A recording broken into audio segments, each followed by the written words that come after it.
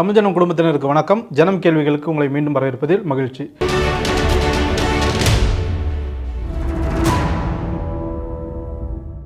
அரசியலில் பல விஷயங்கள் நடந்துட்டு இருக்கு. இது குறித்து நமக்கு கூடுதலான பேசுவதற்காக சத்யன் ராமசாமி அரசியல் விமர்சகர் நம்ம கூட இருக்காரு. அவர்கிட்ட போகிறதுக்கு முன்னாடி தமிழ் ஜனம் சேனலை சப்ஸ்கிரைப் பண்ணாமல் பார்த்துட்டிங்கன்னா மறக்காமல் சப்ஸ்கிரைப் பண்ணிக்கங்க. ஆனால் வணக்கம். மிகப்பெரிய ரஜினி ரசிகர், அதனால கேட்க விரும்புகிறேன். அவர் சினிமாவுக்கு வரும்போது விஜயகாந்த், ரஜினி இவர்களுடைய ஒரு முகத்தை பயன்படுத்தி தான் அவர் பெரிய இடத்துக்கு வந்தார்.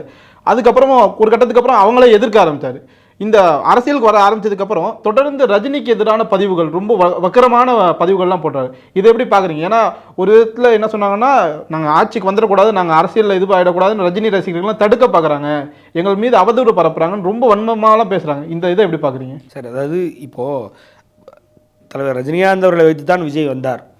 இந்த ஸ்டேட்மெண்ட்டை இனிமேல் நான் சொல்ல வேணாம்னு நினைக்கிறேன் சார். இது நம்ம கடைசியாக சொல்லுவோம்னு நினைக்கிறேன். ஏன்னா இதை ஏற்றுக்கொள்ளக்கூடிய மனநிலை கொண்ட தமிழகத்தில் இருக்கக்கூடிய நபர்கள் இன்று தமிழகத்தில் ஒருவேளை அமைதியாக இருக்கிறார்கள், அப்படின்லாம் தமிழகத்தில் இல்லை. தலைவர் ரஜினிகாந்த் அவர்களால் தான் விஜய் வந்தார் அப்படின்ற விஷயம் தெரிந்த இரண்டு நபர்கள் யாருன்னா, ஒன்று விஜயோட அப்பா, இன்னொன்று விஜய். இந்த ரெண்டு பேரும் தான் சார், வேறு யாருமே கிடையாது. அவங்களுக்கு மனசாட்சிக்கு உண்மையாக தெரியும், வேறு யாருக்கும் தெரியும் வேண்டாம். எனக்கு அவரே பல படங்களில் நான் தலைவரோட ரசிகன் அப்படிலாம் சொல்லி தான் அவர். அதெல்லாம் விட்டுருவோம் சார், இனிமேல் அதை போட்டு நீ பேச வேணாம் சார். ஏன்னா அது ஏதோ அவர் பெரிய ஆள் ஆகிட்டு இருக்காரு, அதனால் எங்களுக்கு கிரெடிட் கொடுங்கன்னு ஏதோ நாங்கள் இவங்க வீட்டில் உட்காந்து கையேந்து நின்று எங்கள் தலைவரை வச்சு தானே நீங்கள் வந்தீங்க, தலைவர் பேர் எங்கேயாவது எழுதுங்க, தலைவர் பேர் எங்கேயாவது போட்டுக்கோங்க அப்படின்னு நாங்கள் ஏதோ கையேந்து நிற்கிற மாதிரி நினைக்கிறாங்க. தலைவர்னால பல பேர் இன்றைக்கி தமிழ்நாட்டில், இந்திய திருநாட்டில் தலைவரை பார்த்து இன்ஸ்பயர் ஆகி வந்த பல நடிகர்கள் இருக்காங்க, ரைட்டுங்களா? நரேந்திர மோடி அவர்கள் தலைவான்னு பதிவு பண்ணுற இடத்துல தலைவர் இருக்கார். தலைவரினுடைய போயஸ் கார்டன்ன்றது ஒரு கோவில். அந்த கோவிலுக்கு யார் வேணாலும் பக்தர்கள் போகலாம், வரலாம். நீங்கள் வரணும், நீங்கள் எங்கிட்ட ஆதரவு வாங்கணும், நீங்கள் எங்கிட்ட வந்து என்ன சொல்கிறது மரியாதை நிமித்தமாக வந்து சந்திக்கணும் வைக்கணும்னா நாங்கள் யாரையும் எந்த காலத்துலையும் ப்ரெஷர் பண்ணது கிடையாது, எங்களுக்கு தேவையும் கிடையாது. ஏன்னா பல பேர் அங்கே வந்துட்டு போனாங்க. சாய்பாபாவிலிருந்து இருக்கக்கூடிய முக்கியமான எல்லாரும் சார், பிரதமர்களிலிருந்து வேற்று நாட்டு பிரதமர்களிலிருந்து மிகப்பெரிய என்ன சொல்றது, அதாவது ஆன்மீக குருக்கள்லேருந்து எல்லாருமே இருக்கக்கூடிய அமைச்சர்கள், மினிஸ்டர்கள், எம்எல்ஏ எல்லாரும் வந்திருக்காங்க. வந்துட்டு போகிற ஒரு கோவில், ஒரு தெய்வத்தை பார்த்து வணங்கிட்டு போகிற மாதிரி போவாங்க. அதனால் நீங்கள் ஐயா நீங்கள் வாங்க ஐயா, நீங்கள் சிஎம் ஆகிட்டீங்க, எங்கள் வீட்டுக்கு ஒன்றும் தேவையில்லை சார். ஒன்று சொல்கிறேன், சூப்பர் ஸ்டார் ரஜினிகாந்த் அவர்கள் உங்களுக்கு நல்லது பண்ணியிருக்காருன்றதை நீங்கள் தெரிஞ்சுக்கோ, தெரியாதவன் வேண்டாம். ஆனால் இந்த இடையில டிஎம்கேவும் ஏடிஎம்கேவும் ஆட்சி அமைக்கணும்னு அவர் தான் வந்து வழியை போட்டு கொடுத்தாரு, அதனால தான் எங்கள் விஜயை போட்டு இப்படி பண்ணாங்க. ஸ்டாலின் தோத்ததுக்கப்புறம் அவர் போய் மரியாதை நிமித்தமாக சந்திச்சு உங்களுக்கு கூட நான் இருக்கேங்கிற மாதிரி அவர் பேசிட்டு வந்திருக்காரு. இதே ஸ்டாலின் அவர்கள் ஜெயிச்ச உடனே சார் 50 லட்ச ரூபாய் கொண்டு போய் கொடுத்து கொரோனா நிதியாக அதை வச்சுக்கோங்க, நான் அவங்க கூட இருக்கேன் அப்படின்னு, ரைட்டுங்களா? அதே ஸ்டாலின் தோற்றதுக்கப்புறம் தோத்துட்டீங்க, கவலைப்படாதீங்க, மனம் தளர வேண்டாம், நான் இருக்கேன் உங்க கூட அப்படின்னு சொல்லி போய் பார்த்துட்டு வந்தார். இவ்வளோ தான் சார் அவர் பண்ணார். உடனே டிஎம்கேக்கு ஏடிஎம்கேக்கு விஜய் வரது அவருக்கு பிடிக்கல. டிஎம்கேக்கு ஏடிஎம்கேக்கு இவர் வந்து தூது போகிறாரு, இவர் புரோக்கராக இருக்கார். எப்படிப்பட்ட வார்த்தையில் பயன்படுத்துகிறான்னு பாருங்கள், புரோக்கராக இருக்கார். இதுக்கு ஒரு பாவமாக ஒரு விஜய் அப்படி பாவமாக இருக்கார். அதுக்கு ஒரு பீஜம் போட்டுவிட்டு, இந்த செத்தன்னைக்கெலாம் போடுவாங்க தெரியுமா, அந்த பிஜிஎம்மை போட்டுவிட்டு பாவமாக அவர் அப்படி உட்காந்துருக்க மாதிரி, இப்படி ரஜினிக்கு எவ்வளோ இது பாருங்கள், எவ்வளோ ஜலசி பாருங்கள், எவ்வளோ வைத்தறிச்சல் இருந்தால் இப்படி போய் பண்ணுவார், விஜய் ஆட்சி அமைக்க கூடாமல் ஆக்குறாரு, இவர் நல்லவரே கிடையாது வைக்காது. அன்னைக்கு ஒன்றும் இல்லை சார், 6 வயசு குழந்தை, எங்கள் தங்கச்சி மக ஒருத்தி 6 வயசு குழந்தை, அதை பார்த்துட்டு கேட்குது, ஏமாம்மா இப்படி பண்ணுறாரு ரஜினி, உங்கள் ரஜினி அப்படிங்குது. நான் என்ன சொல்லுவேன் சார் அது சார்? அதாவது நான் என்ன சொல்கிறேன்னா, அந்த பிள்ளைக்கு இந்த மொத்த கதையுமே தெரியாது, எதுவுமே தெரியாது சார். இந்த மனிதருக்கு தளபதின்ற பேரே, அந்த ஆள் தளபதி யார், சூப்பர் ஸ்டார் ரஜினிகாந்தினுடைய தளபதின்ற படத்தில் இருந்தால் வந்துருக்கிறதே அந்த பிள்ளைக்கு தெரியாது. அந்த பிள்ளைக்கு தளபதினா என்னன்னு தெரியும், தளபதி விஜய் யாருன்னு தெரியும். அந்த தளபதின்ற பேர் அவருக்கு எப்படி வந்தது, எங்கேருந்து வந்துன்னே தெரியாது. அதுலேருந்து ஆரம்பிக்கணும் விஜயனுடைய மொத்த வாழ்க்கையுமே அதுலேருந்து ஆரம்பிச்சுது, ரைட்டுங்களா? 91 தளபதி வரேன்னா விஜய்ன்றது இன்னைக்கு கிடையாது அப்படின்றது என்ன சொல்கிறேன், அந்த பிள்ளைக்கு நான் எப்படி சொல்லுவேன்? அண்ணாமலைன்ற படம் 92 அந்த அண்ணாமலைன்ற படத்தில் உள்ள ஒரு வசனத்தை பேசி அவங்க அப்பாட்ட நடித்து காட்டி தான் நடிக்கிறதுக்கு வாய்ப்பு அவங்க அப்பா கொடுத்தாரு விஜய்க்கு. அது அந்த பிள்ளைக்கு நான் சொல்ல முடியுமா, 6 வயசு குழந்தைக்கு? ஆனால் அந்த பிள்ளை கேட்குது, ஏமாம்மா உங்கள் தலைவர் ரஜினி எங்கள் தளபதி இப்படி பண்ணிக்கிட்டே இருக்காரு, நீங்கள் தான் அரசியலுக்கு வரல, இப்போ இதை சொல்லுது, நீங்கள் தான் அரசியலுக்கு வரலன்னு போயிட்டீங்கல்ல, எங்கள் தளபதி அரசியலுக்கு வந்து சிஎம் ஆனால் உங்களுக்கு என்னங்குது? அந்த பிள்ளைக்கு 6 முடிஞ்சு 7 ஆக போகுது. அதை தாண்டி அவங்க வந்து உங்கள் தலைவரால் வர முடியல, பயந்துட்டு போயிட்டாரு, எங்க தளபதி பாத்தீங்களா வந்து ஜெயிச்சு நீங்க சிஎம் ஆயிட்டாரு. அதாவது அரசியலுக்கு வரலன்னா நீங்க ஒரு பயந்தாங்குழி சார். நீங்க அரசியல் இருக்கீங்களா நீங்க? எனக்கு அதுக்கான ஏன் சார் இப்படி பயந்து போயிருக்கீங்க? நானும் அரசியல் இல்லை, இப்போ நானும் பயந்தவனா? உலகத்தில் இருக்கக்கூடிய அரசியலுக்கு வராத பூரா பயந்தவன் தான் போல இனிமேல் அப்படின்னு செட் பண்ணிட்டானு. இன்றைக்கி அதுவே எனக்கு ஒரு பெரிய ஒரு பயமாக இருக்குது.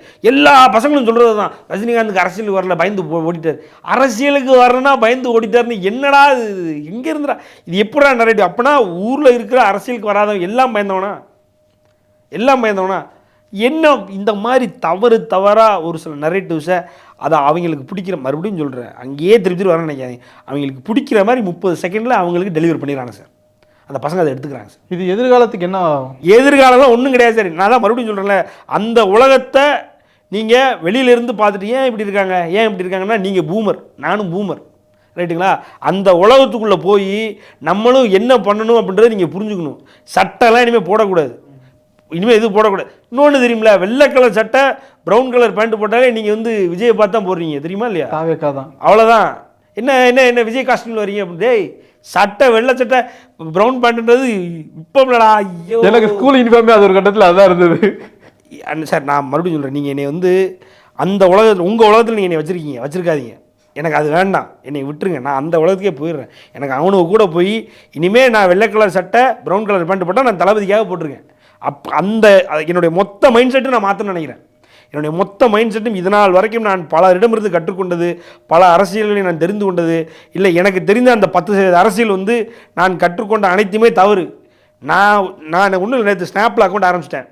அடுத்தது வேறு என்னென்ன இவங்க வச்சுருக்காங்க, எங்கெங்கே அக்கௌண்ட்டில் வச்சுருக்காங்களோ டெலிகிராமில் ஆரம்பிச்சிட்டேன். அதுக்கப்புறம் வேறு என்ன இருக்குது, இன்ஸ்டாகிராமில் 2 அக்கௌண்ட் வச்சுருக்கேன். இனிமேல் மல்டிபிள் அக்கௌண்ட்ஸ் தான். நான் வந்து ஒரிஜினலாக வர்றது ஒரு அக்கௌண்ட்டு, இன்னொன்று கீழே போய் கெட்ட வார்த்தையில் எழுதி வைக்கிறது இன்னொரு அக்கௌண்ட் நான் வச்சுருக்கேன். இப்போ இன்ஸ்டாகிராமில் கீழே போய் கெட்ட வார்த்தையில் எழுதி வந்துடுவேன், ஏதாவது ஒன்று போட்டால் எனக்கு பிடிக்கலன்னா. அந்த மாதிரி ஒரு வாழ்க்கையை வாழ போகிறேன். அதனால் இனிமேல் உங்களை போன்ற ஆட்கள்கிட்ட நான் பேசுகிறதே எனக்கு நேரம் வரையும் நினைக்கிறேன் சார். தப்பாக எடுத்துக்காங்க. அதாவது நீங்கள் காஸ்டியூம் பற்றி பேசுனதுனால நான் கேட்க விரும்புகிறேன். ஒரு படத்தில் விஜய் பேசியிருப்பார், எங்கே போனாலும் வேட்டி சட்டையில் போங்க, அதுதான் தமிழோட அடையாளம்னு. ஆனால் பதவி ஏற்றுக்கிறதுக்குலேருந்து சட்டமன்றத்துக்கு வர வரைக்கும் எல்லாத்துலேயும் கோட்டு ஷூட்டு தான். இது எப்படி சார்? அவர் சொன்னதெல்லாம் செய்வாருன்னு எதிர்பார்த்துட்டு நம்ம ஏன் சார் இருக்கணும்? வேண்டாம் சார், தயவு செஞ்சு அவர் சொன்னது எதுவுமே செய்ய மாட்டார் சார். அவர் அதனால தான் முதல்லே கையை தூக்கிட்டார். நாள்லேயே கையை தூக்கினார்ல, அதனால் காசு இல்லை, அதனால் நான் சொன்னது எதுவும் என்னால் செய்ய முடியாது, என் பின்னாடி வராத ஓடிருன்ட்டார் அவர் முதல்ல. அவர்கிட்டலாம் சொன்னதை செய்யக்கூடிய நபரும் அவர் கிடையாது. அவரை பொறுத்த வரைக்கும் என்னென்னா, அரசியலுக்கு வரணுன்றது அவருக்கு ஆசை. கூட ஒரு 1.25 லட்சம் கோடி கிறுக்கு பயில இருக்கான்றது நம்ம தெரியாமல் போயிடுச்சு. பூரா பேரும் சேர்ந்து அவருக்கு ஓட்டை போட்டு அவர் உள்ளே வர வச்சுட்டான். நல்ல வேளை சிறுபான்மை என்றைக்கு வேணாலும் அந்த ஆட்சியை கவுக்கலாம். திமுக அதுக்கு ஒரு பிளானை போடும், கண்டிப்பாக வச்சு பார்க்காது. திமுக அதுக்கு ஒரு பிளானை போட்டு ஆட்சியை கவுத்து விடும்.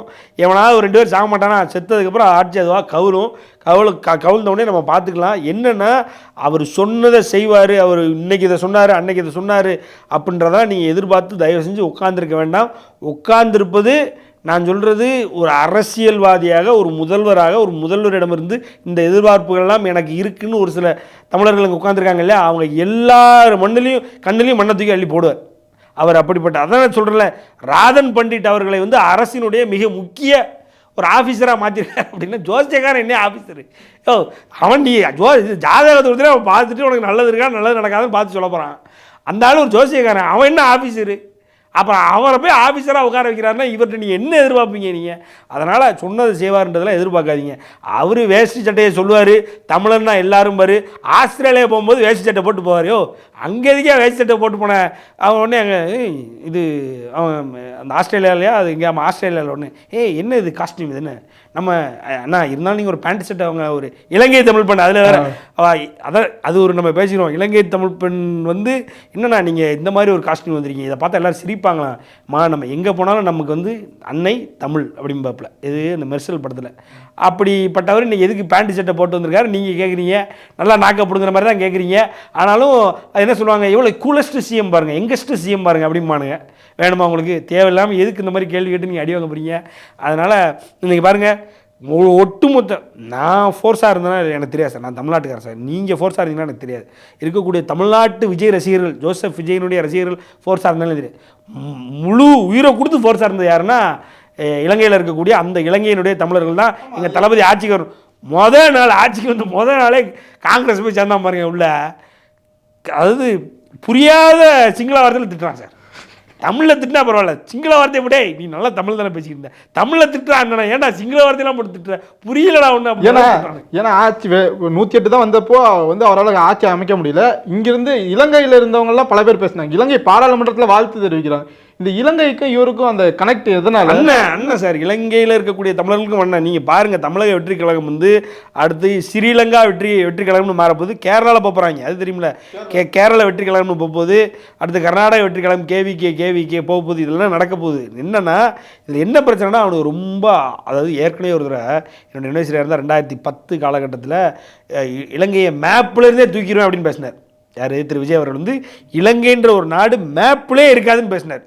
அப்போவே அங்கே இருக்கக்கூடிய விஜய் ரசிகர்கள், அதாவது விஜயனுடைய அங்கீகரிக்கப்பட்ட ஃபேன் கிளப்பில் உள்ள ரசிகர்கள்லாம் ஒரு பெரிய மடல் எழுதி விஜய்க்கு அனுப்புனாங்க.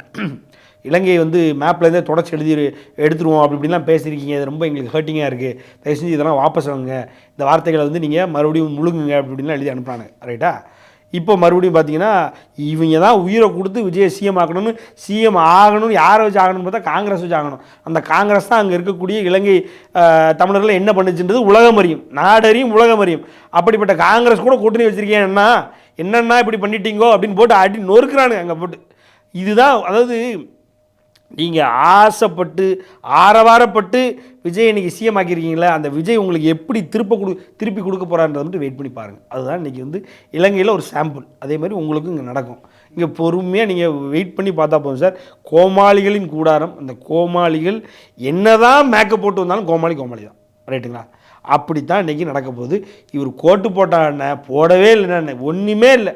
இவர் எவ்வளவு பெரிய, அதாவது ஒரு ராஜ் நாராயணன் ஒருவர் சார், இந்திரா காந்தி அவர்களை எதிர்த்தவர், இந்திரா காந்தி அவர்களை எதிர்த்து வெற்றி பெற்றவர். அந்த வெற்றி பெற்றவர் மொரார்ஜி தேசாய் ஆட்சி வரும் பொழுது அவர் ஒரு மிகப்பெரிய அமைச்சராக, அந்த ராஜ் நாராயணனுடைய வழக்கில் தான் இந்திரா காந்தி அவர்கள் கிட்டத்தட்ட அவங்களுடைய 5 ஆண்டு இதே செல்லாது, அவங்க அவங்க பதவியிலேருந்து விலகணும், அவங்க இது வரைக்கும் அவங்க ஆஃபீஸ் எதுவுமே செல்லாது அப்படின்னு சொல்லி ஒரு தீர்ப்பு வந்த உடனே தான், அந்த தீர்ப்பை எதிர்த்து தான் அந்த தீர்ப்பை அமல்படுத்திட்டாங்க. அப்படின்னா அவ்வளவுதான், என்னுடைய பதவி பறிக்கப்படும் அப்படின்னு தான் உடனே 1975 பிரசிடென்ட் ஆட்சி எமர்ஜென்சி அமல்படுத்தினாங்க. இந்த ராஜ் நாராயணன் அரசியல் கோமாளி அப்படின்னு ஆக்குனாங்க காங்கிரஸ் ஒரு காலத்தில். ஏன்னா அவர் உங்களுடைய சிறுநீரை நீங்கள் கழிக்கலான்லாம் பேசிட்டார். உங்களுடைய சிறுநீரை நீங்கள் கழிக்கலாம், மாட்டினுடைய சிறுநீரை கழிக்கலாம், இதெல்லாம் இந்த மாதிரிலாம் பேசினதுனால அரசியல் கோமாளின்னு அவர் ஆக்குனாங்க. இன்னொன்று இங்கே ரெடி ஆகிட்டு இருக்குன்ற சார், அவ்வளோதான் சார். இன்னொன்று ரெடி ஆகிட்டு இருக்கு, நீங்கள் வெயிட் பண்ணுங்கள், என்னென்ன நடக்க போகுது நீங்கள் பாருங்கள். கடைசியாக உங்கள்கிட்ட கேட்க விரும்புகிறது, இவர் ஒரு மாற்றம் அப்படின்னு நம்பி இருக்கக்கூடிய இந்த தமிழக மக்கள் இவருக்கு வாக்களித்த அந்த 1,70,00,000 பேருக்கு கடைசியாக என்ன சொல்ல விரும்புகிறீங்க? ஒன்றும் இல்லை சார், அதாவது இந்த மொத்த திமுகவும் அதிமுகவும் பாஜகவும் காங்கிரஸும் அதே மாதிரி திமுக தோழமை கட்சிகளும் அதிமுகவுடைய தோழமை கட்சிகளும் விஜய் அவர்களை ஒரு சக்தியாக பார்த்தார்கள். விஜய் அவர்களுடைய அரசியல் சக்தியை கணிக்கவே ஆரம்பிக்கவில்லை. அதாவது பார்த்தார்கள், அனலைஸ் பண்ண ஆரம்பிக்கல, கணிக்க ஆரம்பிக்கல. அதுக்கு உள்ளே இருக்கக்கூடிய, அதாவது நிறை குறைகளை, உண்மை பொய்களை, அதனுடைய வீழ்ச்சியை யாரும் கணிக்கவே தொடங்கவில்லை. கணித்திருந்தால் ஒரு 10 சீட்டு கீழே கொண்டு போயிருந்தால் இன்றைக்கி இது நடந்திருக்காது. ஒரு 10 சீட்டு ஈஸியாக கீழே கொண்டு போயிருக்கலாம். இந்த பெரிய கருப்பன் ஆரம்பித்து இந்த 1000 வாக்குகளில் வெற்றி பெற்ற அந்த தாவேக்காவினுடைய எம்எல்ஏக்கள், 5000 வாக்குகள் வெற்றி பெற்றுள்ள தாவேக்காவினுடைய எம்எல்ஏக்கள், இவங்க எல்லாத்தையும் கீழே எழுத்து போட்டுக்கலாம். அதை கணிக்க தவறிய திமுகவும் அதிமுகவும் செய்த ஒரு பேர் ஆபத்து, ஒரு பெரிய தவறு தான் இன்று உருவாகியிருக்கும் இந்த மைனாரிட்டி இன்ஸ்டாகிராமினுடைய அரசு, திரு ஜோசப் அவர்களுடைய அரசு. ரைட்டுங்களா? இப்போ இவங்களுக்கு தெரிஞ்சிருச்சு, டிஎம்கே ஐடி விங்ஸ் என்ன சொல்கிறது, ரொம்ப சூடாயிருச்சு. பாஜகவினுடைய ஐடி விங் சூடாயிருச்சு. ரைட்டுங்களா? அதே மாதிரி அதிமுகவும் இன்னும் கொஞ்சம் நாளில் ரெடி ஆகும். இனி இருக்கக்கூடிய ஒவ்வொரு அரசியல் கட்சிகளும், ஜோசப் இல்லாத அரசியல் கட்சிகளும் என்ன காரணத்தினால் இந்த தாவேகாவினர் வெற்றி பெற்றார்கள் அப்படின்றத அனலைஸ் பண்ணி அந்த இடத்துக்கு அறைவாங்க. அப்போ அதற்கு சரி நிகரான வேலைகளை செய்ய ஆரம்பிக்கும் பொழுது திரு விஜய் அவர்கள் காணாமல் போவதற்கான வாய்ப்புகள் நிறைய இருக்குது. சரி, அவங்க அப்படியே வந்தாலும் விஜய் அளவுக்கு ஒரு ஃபேஸ் யாரை நீங்கள் காட்டுவீங்க? இன்னுமா நீங்கள் ஸ்டாலினை காட்டிட்டு இருக்க போகிறீங்க? உதயநிதி வெர்சஸ் விஜய், ஓகே, அதை ஏற்றுக்கிற முடியுமா? அந்த அளவுக்கு உதய் பெரியாளா? எடப்பாடியார் வெர்சஸ் விஜய்னு வைக்க போகிறீங்களா? சீமான் வெர்சஸ் விஜய்னு வைக்க போகிறீங்களா? ஒரே ஒரு நபர் இந்த தமிழ்நாட்டில் திரு விஜய் அவர்களுக்கு நிகராக விஜய் அவருடைய கூட்டம் என்னென்ன காரியங்களை அறிவுக்கு புறம்பான அறிவு அறமற்ற காரியங்களை செய்கிறதோ அதற்கு நிகரான ஆனால் அறிவாற்றலுடன் கூடிய காரியங்களை செய்யக்கூடிய ஒரு மிகப்பெரிய இளைஞர் படையை வைத்துக்கொண்டு ஒரே ஒரு நபரை திரு விஜய் அவர்களுக்கு எதிராக நிறுத்தலாம்னா அண்ணாமலை அவர்கள் சார். அவரை நிறுத்தி ஏறக்குறைய சார், நான் உண்மையை சொல்கிறேன் சார், மனசுலேருந்து பேசுகிறது, இந்த 2031 நீங்கள் மறுபடியும் அந்த மைனாரிட்டி இன்ஸ்டாகிராம் ஆட்சி நீங்கள் நிறுவனாலும் நிரூபிக்கோங்க. 2036 அண்ணாமலையினுடைய ஆட்சி தான் தமிழ்நாட்டில் நடக்கும் சார். அது எந்த ஒரு மாற்று கருத்தும் இல்லை.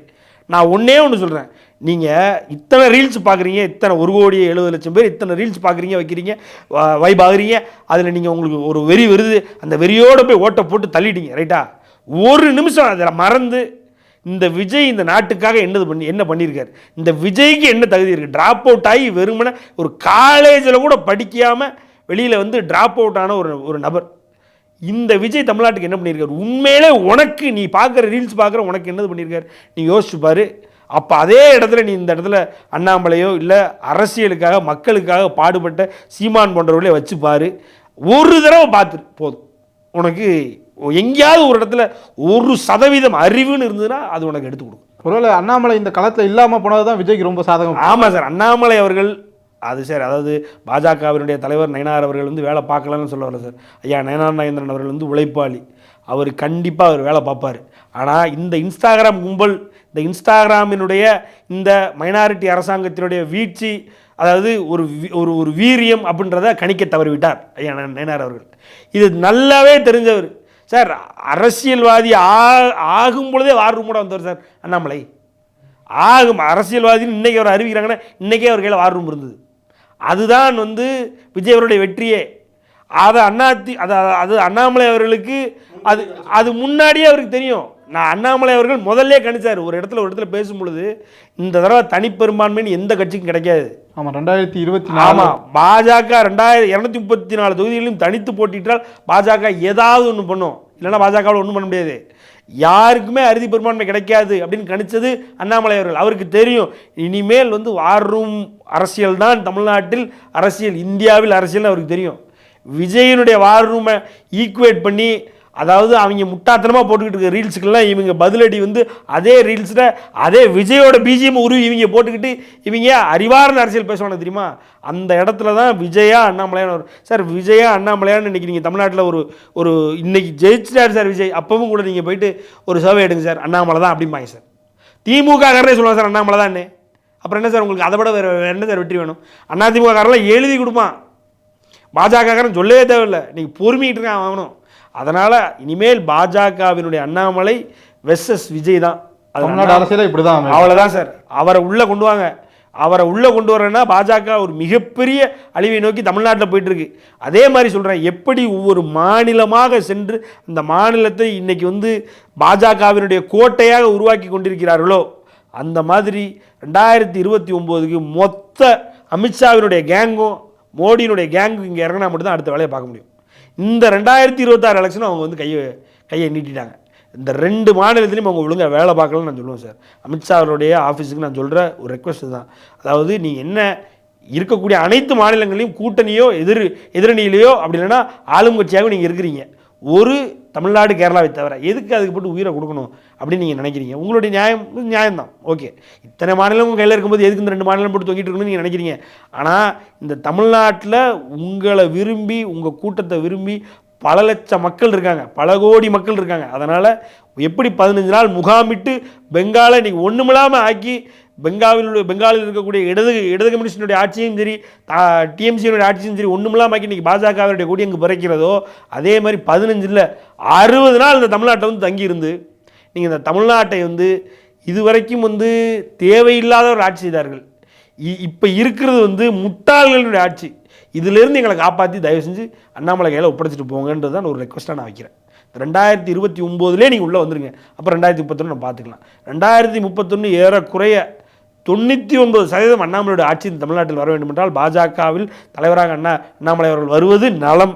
நயனார் அவர்கள் தொடர்வார் என்றால் அண்ணாமலைக்கு நீங்கள் முன்னுரிமை கொடுத்து ஏதோ ஒன்று பண்ணணும். அப்படி இல்லை அப்படின்னா அண்ணாமலை தலைவராக்கணும். அதே நேரத்தில் மொத்த மோடியின் டீமு, அமித்ஷாவின் டீமு, இருக்கக்கூடிய இந்தியாவில் இருக்கக்கூடிய மொத்த ஆர்எஸ் குரூப்பையும் உள்ளே இறக்கி நீங்கள் தமிழ்நாட்டை நீங்கள் எடுத்துக்கொண்டால் மட்டுமே இந்த தமிழகம் விளங்கும். ஏன்னா இது வரைக்கும் வந்து ஒரு ஒரு இந்துக்களுக்கு எதிரான ஆட்சி, சனாதனத்துக்கு எதிரான ஆட்சி அப்படி இப்படி நம்ம பேசிக்கிட்டு இருந்தோம். இது இப்போ நடக்கிறது என்ன ஆட்சின்னே சொல்ல எனக்குலாம் தெரியல. நான் எனக்கு தெரிஞ்ச மைனாரிட்டி இன்ஸ்டாகிராம் அரசுன்ற அந்த ஒரு டேக்கை கொடுக்குறேன். ஏன்னா எப்படி ஜெயலலிதா அவர்கள் வந்து மைனாரிட்டி திமுக அரசுன்றாரோ, மைனாரிட்டி இன்ஸ்டாகிராம் அரசுன்றது என்னுடைய டேகு. தயவு செஞ்சு அந்த டேக்கை தான் எனக்கு இந்த கட்சிக்கு, ஆளும் கட்சிக்கு கொடுக்க தோணுகிறது. அதே மாதிரி என்னென்னா சிம்பிளாக சொல்கிறேன், இந்த மைனாரிட்டி இன்ஸ்டாகிராம் அரசை நீங்கள் தோக்கடிக்கணும் அப்படின்னா வார் ரூமை ஸ்ட்ராங் பண்ணுங்கள், அண்ணாமலை வார் ரூம் ஹெட்டாக மாற்றுங்க, நீங்கள் அறிவார்ந்த ரீல்ஸை பண்ணி வெளியே விடுங்க. அதை பார்த்து அந்த 20 சீட்டு கீழே போச்சுனாலும் போதும், நம்ம பார்த்துக்கலாம். ரொம்ப நன்றி. இவ்வளோ நேரம் இருந்து இது வரைக்கும் இவங்க பார்த்த விதமே மொத்தமாக மாறி இருக்கு. ஏன்னா தமிழ்நாடு அரசியல் இது வரைக்கும் இருந்த இது வேலை 2026 தேர்தலுக்கு பின்னாடி இருக்கக்கூடிய முகமே மாறிடுச்சு. பார்ப்போம் இவங்க இது சொன்னதெல்லாம் செய்கிறாங்களா, உண்மையாகவே இவங்க மாற்றம் தானேங்கிறதெல்லாம் நம்ம தொடர்ந்து விமர்சிக்கிறோம். அது என்ன நடக்குதுங்கிறத மக்களும் பொறுத்து பார்ப்பாங்கன்னு நினைக்கிறேன். இவ்வளோ நேரம் இருந்ததுக்கு ரொம்ப நன்றி சார். இதை பார்த்துட்டு இருக்கக்கூடிய தமிழ் ஜனம் நேயர்களும் மறக்காமல் சப்ஸ்கிரைப் பண்ணாமல் பார்த்துட்டீங்கன்னா மறக்காமல் சப்ஸ்கிரைப் பண்ணிங்க. இன்னொரு ஜனம் கேள்வி சந்திப்போம். நன்றி, வணக்கம், ஜெய்ஹிந்த்.